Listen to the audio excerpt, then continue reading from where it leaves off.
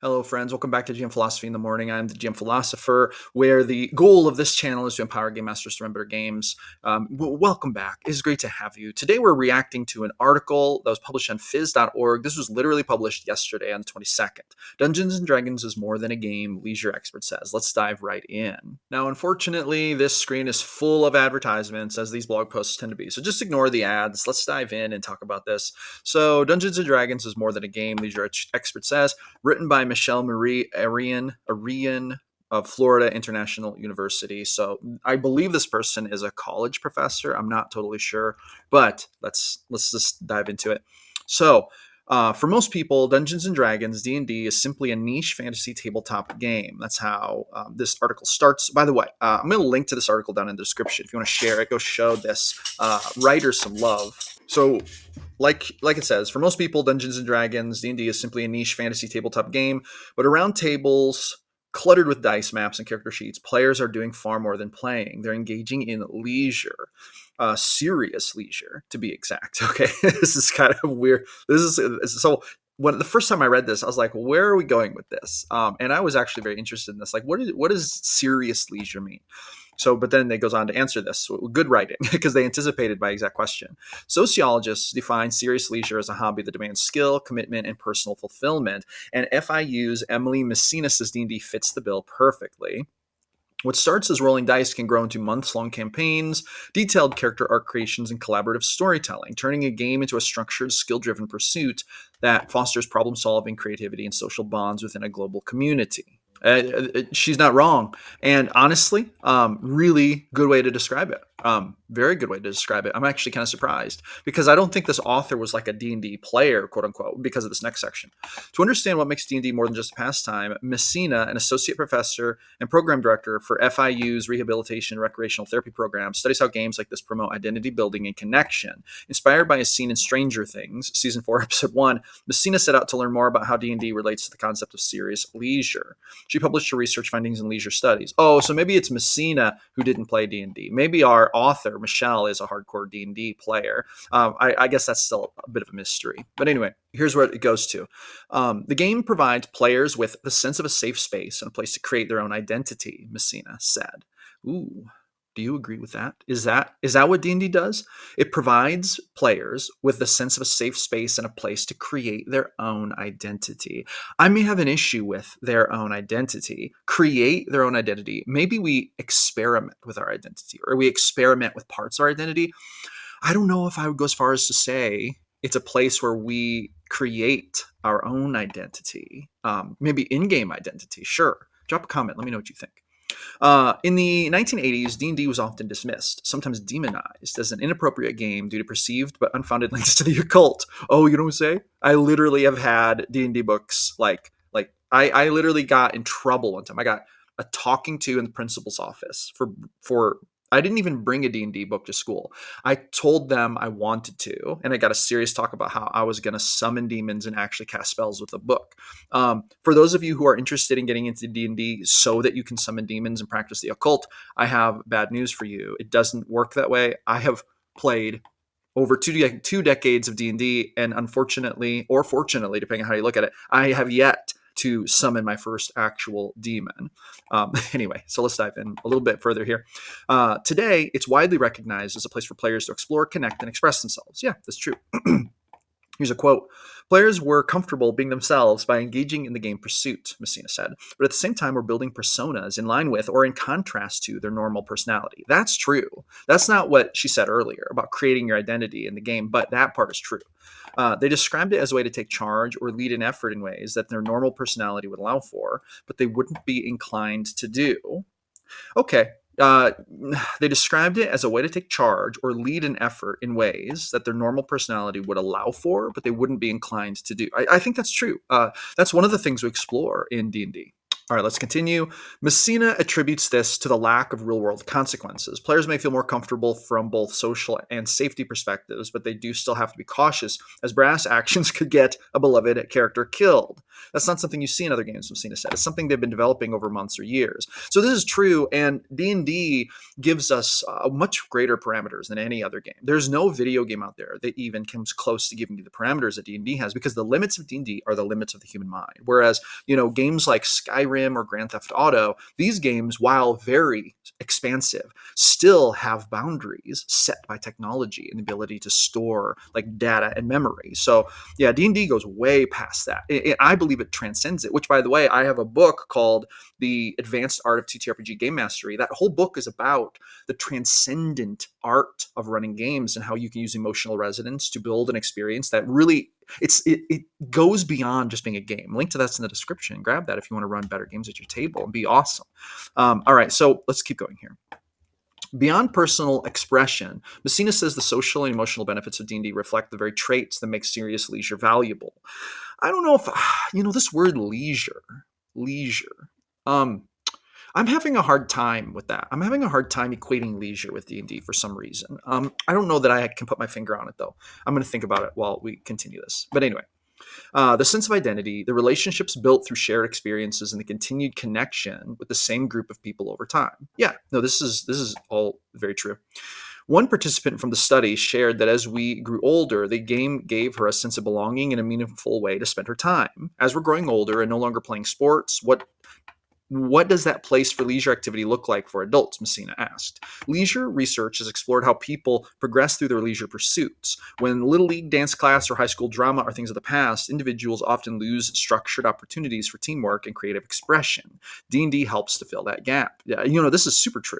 And this is probably, one of the primary driving forces for me to get into D&D, or not getting into it. I got into it when I was 15 because I was really interested in it.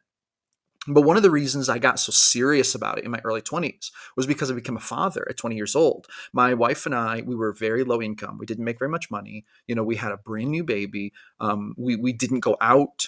Even if we could have, we couldn't afford to go out, right? I literally was working from home later. I think in 2009, I started working from home. So, it wasn't very long before I started working from home. So we were always home, had an open schedule kind of because I had very flexible hours because I was a freelance writer at the time. So, D&D gave us, or actually I should say TTRPGs, because first it was Star Wars. We played homebrew Star Wars. Then we played like homebrew anime / samurai type games. And then we actually got into D&D.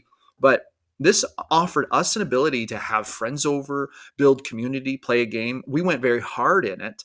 It was something we did together, and it was something that we could do with virtually no money. I got the 5e or the 3e core books given to me as a gift from a friend who had upgraded to 3.5, and I used those books for a solid decade running games, and we ran just so many games twice a week, sometimes more back in the early days. When we were running Star Wars Homebrew, we might play 3 or 4 times a week, and that was like 4 or 5 hour sessions with 4 of us. So, 3 players and me running the game. So it was like, very, very fun. But yeah, no, this is right. There comes a gap when you get older. You don't have these activities built into your life. D&D can be a great sense of community for people. Drop a comment. Let me know your story. Has D&D filled a community gap for you, right? Is that one of the reasons you do it? I'd be interested to hear about that. Okay. Now let's continue. For example, Messina added, for thespians who no longer have plays to take part in after high school and suddenly find themselves working for an HR department, oh, that sounds grim. Oh my God. That sounds so grim. I'm sorry to those of you who work in HR, but boy, that in one sentence, she just described a major like existential dread. Oh my God. Imagine that, being thrilled about theater and then working in HR in a cubicle for the next 30 years. Oh my God. How would they express themselves? Where does that identity go? Dungeons and Dragons would be a good outlet for that. No, that's true. I love acting. I was in drama, but I've often thought to myself, I kind of wish I could be in movies, but I don't really have time for that. And it's not a passion of mine. It wasn't a passion so much that I went out and pursued it. But D&D gives me like a creative outlet for that. I love doing voices and acting out things and things like that. Okay, let's continue. The game can also provide structure and purpose for people managing mental illness who might not be able to hold a full time job because of their symptoms. The game gives them structure versus filling their day with binge streaming. That's an oddly specific thing to say. Okay. So she goes from saying, like, people in HR who used to love theater, but now basically they're a corporate drone, they can rediscover their love for theater through D&D. Okay, all right, fair. And then we jump to also people with debilitating mental illness who can't hold down a full-time job because of their illness. They can play D&D to give their day structure. It's like, whoa, okay. It just feels like an oddly specific thing to say. I don't know. I'm kind of surprised it went there. But I've often said that D&D is a great way to kind of work through trauma and to work through things we're questioning in our lives, themes and tones that have maybe gone on in our lives that maybe are hard for us to face in real life, hard to deal with in real life, partly because there's really no canvas. We're busy working, we're busy taking care of our families. When are we going to have the time to explore dark themes that bother us or to explore our trauma in a more in-depth way? Well, if you go to therapy, yeah, you can sit there and talk to a person and then pay a bunch of money. Or, and I'm not saying that D&D is like should be something you do instead of therapy, but for me, literally, I mean, I'm just like personally for me, I'm not trying to advocate you do this, but I'm telling you, for me, it's like, or I have my friends over, we play D&D, I play a deeply flawed character that kind of mirrors my own trauma and things that I'm working on in my life and dealing with in my life. I don't know, man. I've gotten a lot of good therapeutic exposure from gaming that way. I was playing, and I'm still am, but it's a little bit on hiatus because of my weird schedule, but I'm playing Grom-Ezek, lawful evil Minotaur Bard in William's game, Dungeons and 20s. Shout out to William from Dungeons and 20s. Amazing game master. I'm running Grom, and it doesn't take a rocket scientist to see that that character is like gripped by some of the same demons that I'm gripped with in my real life. There's like 3 or 4 different like specific categories of trauma and like hardship, inner hardship that Grom epitomizes, and I experiment with those things in the game, and that is therapeutic for me. So this is while this leap to mental illness was kind of like abrupt, I see what she's saying. Okay, let's continue. The idea of being able to use leisure to structure your time and gain some wins lets you see a positive return on what you're dedicating your time to, and building on that and seeing your skill sets grow, Messina said. That's going to turn into self-determination. You're going to be more motivated to build your own skill sets and have a sense of autonomy. Um, I, you know, I have seen people be very, very aggressive and like work very hard and really apply themselves to D&D and then just not do it in real life. Like I've seen that. Apparently there's some research out there to show that D&D can help you with like, I'm going to go through this again. Okay. The idea of being able to use leisure to structure your time and gain some wins lets you see a positive return on what you're dedicating your time to, and building on that and seeing your skill sets grow. Okay. Uh, is this part of the research? I don't know. I don't know that I would say I've seen this literally happen with D&D. I don't know that I've ever seen D&D give people wins and then having them equate that to like real life wins. I kind of feel like D&D is a different kind of thing. It's like someone who's really, really good and invested in video games, and then they like don't show up to work on time, and so they get fired every 4 months. Like I've seen those types of people. Some of those people are really good at video games because they prioritize video games over everything else. I kind of feel like D&D is more like that. It's something you can prioritize, and you should be a little careful because if you over prioritize it, other things take a hit. I don't know if I see this equation that they're talking about here. Drop a comment, let me know what you think. I kind of think that's reaching. I don't know that I would. I don't. I love D&D. I don't know if I would describe it as a prescription for like like basically real life skill sets. You can grow real life skill sets, but I don't know. I just don't. I kind of think that's reaching a little bit. I feel like it's reaching. All right, continuing on. Activities such as D&D can be used by young children as a reward for structure, or with older adults, such as retirees, to help provide a sense of purpose and daily rhythm. Yeah, no, this is true. I mean, helping young children. So the youngest children I've ever gamed with have been I find that for me personally, and this is part of the due to the, like the serious nature of gaming I like to engage in. 8 is really young, probably too young in most cases. On rare occasions, I've had one 8-year-old at my table for any prolonged period of time. I one time tried to game with a 7-year-old and it did not work. That person was too young to play. I had one 8-year-old who was, but she was like pretty socially advanced, I would say, and she was a really good communicator, and she really kind of understood the game, and she was in our game, and she did a great job. And then my own kids, my oldest, my son, started gaming with me when he was, I think, I want to say maybe 11, 10 or 11, and that worked out really good. Worked out really good. And then, I've had like 13, 14-year olds play with us. Very, very fun. But as a general rule, I've mostly only played with adults. With that being said, can D&D be used by young children as a reward for structure? It teaches structure in the same way that getting up for school can teach structure, I guess, or in the same way that kids get an allotted like time to play video games or something. But again, I don't know. Some of this is a little, if there's a value to kids where it comes to D&D, I would say it's in spending time with good adults. Like if you have good adults at your D&D table, which I hope you do, and then the kids are gaming with you, this is direct social interaction, and kids are going to be encouraged to like basically act more mature because they're around people who are more mature. They're going to learn like maybe better manners. Maybe they're going to learn like what is like acceptable, not acceptable to say to people, especially if they're playing with their parents or the game master is like knows that kid enough to be able to say like, hey, now you don't say that to them, blah, blah, blah. Like we're playing a game, just like kind of arbitrating those kinds of things. I think that's the most useful thing for D&D because in this day and age, I'm going to say this, you might disagree with me. You might think this is a weird thing to say, drop a comment, let me know. But I don't think kids get enough actual adult time. I think kids spend a lot of their times in institutionalized learning where there are like 20 kids and one teacher, and the kids are kind of starved for like adult interaction that's healthy, that helps them to become better.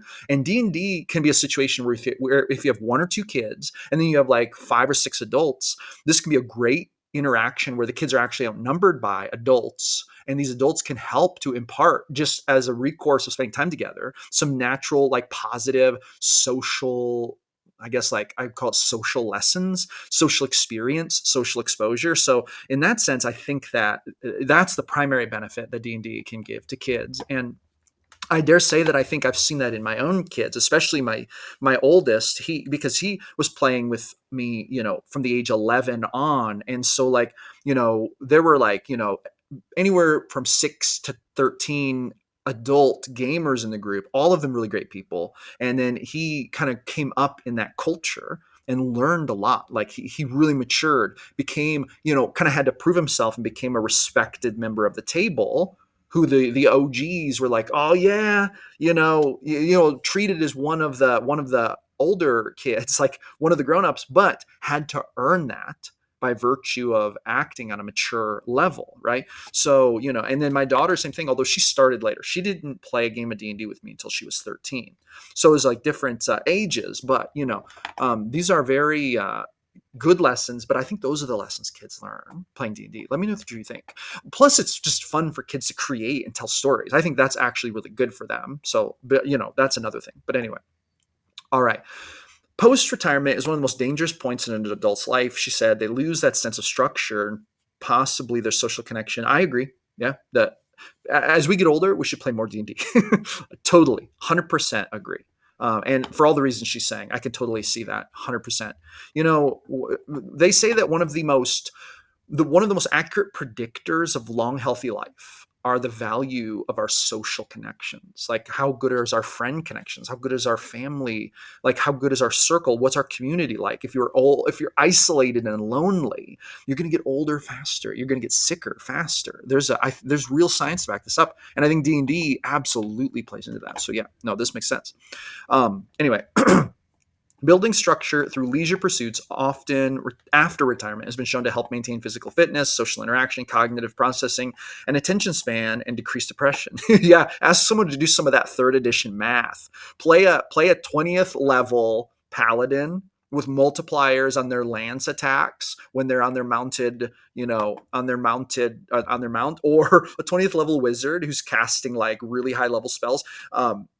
boy, doing all that math, rolling all them dice, that'll work out your cognitive processing. I'll tell you what, sometimes I used to get overwhelmed with third edition math. I used to actually get high key overwhelmed by it. Let's just put it this way. Doing simple business math doesn't seem like such a big deal to me anymore after playing D&D.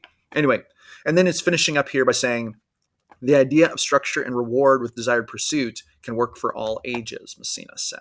All right, let's talk about this. Let's close it out. Final thoughts. Once again, I want to, tell you the link to this article is in the description. Go show the author, Michelle Marie Arean, some love. I think this was a great piece. I wish Michelle would have talked more about their experiences with D&D. This was really all about Messina, which is fine. Lots of good information. I will say that, a lot of it seemed pretty compelling to me. There were some things I was a little iffy on. I think that maybe they're reaching a little bit on some of this. I think that maybe, the part where they were like, you can create your identity with D&D. I think that was a little bit far-fetched. It makes me think that, maybe Messina hasn't played as much D&D as I have, or hasn't reached as deeply into the philosophical, impact and possibility as I have when it comes to D&D or TTRPGs in general. But here's what I will say. I'm happy that D&D and the hobby itself is getting this kind of attention. I'm going to tell you what.